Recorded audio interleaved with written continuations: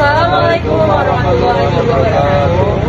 Halo teman-teman, perkenalkan kami dari kelompok 1 dengan kasus fluida statis dan dinamis.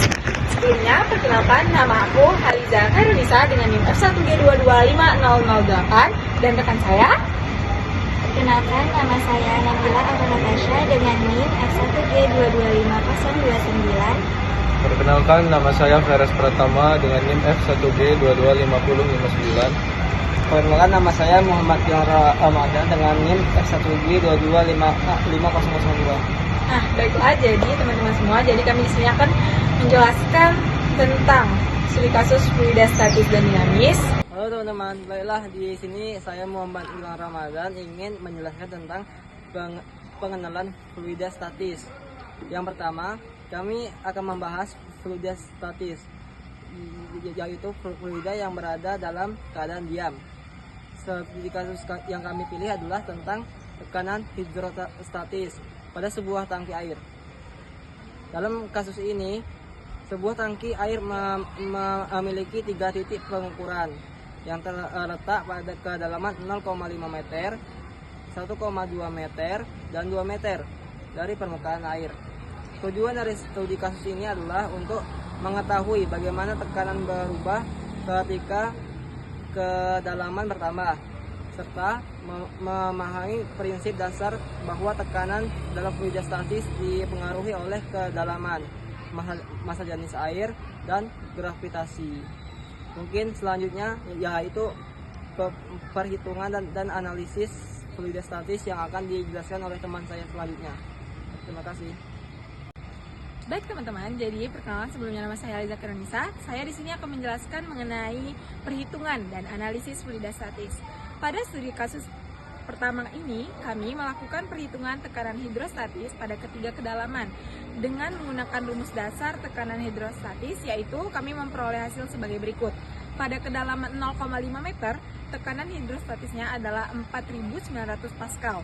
Pada kedalaman 1,2 meter, tekanannya bertambah menjadi 11.760 Pascal, dan pada kedalaman 2 meter, tekanannya naik hingga 19.600 Pascal. Setelah ditambahkan tekanan atmosfer, tekanan total pada kedalaman 2 meter menjadi sekitar 1,206 kali 10 pangkat 5 Pascal. Dari hasil ini, dapat kita lihat bahwa semakin dalam suatu titik pada air, semakin besar tekanannya. Hal ini terjadi karena semakin banyak massa air yang berada di atas titik tersebut, sehingga memberikan gaya tekanan yang lebih besar. Pemahaman ini sangat penting dalam rekayasa struktur seperti tangki air, bendungan, maupun kapal selam.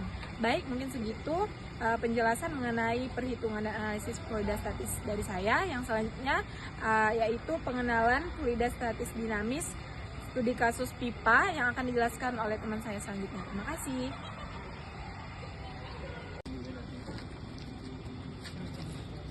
Baiklah, saya Nabila Aurora. Di sini saya akan menjelaskan mengenai pengenalan fluida dinamis dan studi kasus pipa. Selanjutnya, kami masuk ke pembahasan kedua, yaitu fluida dinamis, yaitu fluida yang bergerak. Studi kasus yang kami angkat adalah aliran air di dalam pipa yang memiliki 2 bagian dengan diameter yang berbeda. Bagian pertama dari pipa memiliki luas penampang yang lebih besar, sedangkan bagian kedua lebih sempit. Di bagian pertama, air mengalir dengan kecepatan 1,2 meter per detik. Sedangkan bagian kedua memiliki luas penampang 1/4 dari bagian yang pertama. Menggunakan persamaan kontinuitas, kami menghitung kecepatan air di bagian sempit dan hasilnya adalah 4,8 meter per detik. Artinya, ketika penampang lebih cepat untuk menjaga. Ketika penampang pipa mengecil, fluida akan mengalir lebih cepat untuk menjaga debit yang sama. Setelah itu, kami menggunakan persamaan Bernoulli untuk mengetahui perubahan tekanannya. Hasilnya menunjukkan bahwa tekanan di bagian sempit menjadi lebih rendah dibanding bagian yang lebih besar. Baiklah, sekian penjelasan mengenai pengenalan fluida dinamis, dan selanjutnya perhitungan fluida dinamis, dampak, dan penutup akan dibacakan oleh teman saya. Terima kasih. Baiklah, saya Feres Pratama di sini akan membacakan materi perhitungan fluida dinamis, dampak dan penutup. Berdasarkan perhitungan Bernoulli, tekanan di bagian pipa yang sempit turun dari 2,50 kali 10 pangkat 5 Pascal menjadi sekitaran 2,39 kali 10 pangkat 5 Pascal. Hal ini menunjukkan bahwa peningkatan kecepatan fluida akan menyebabkan penurunan tekanan.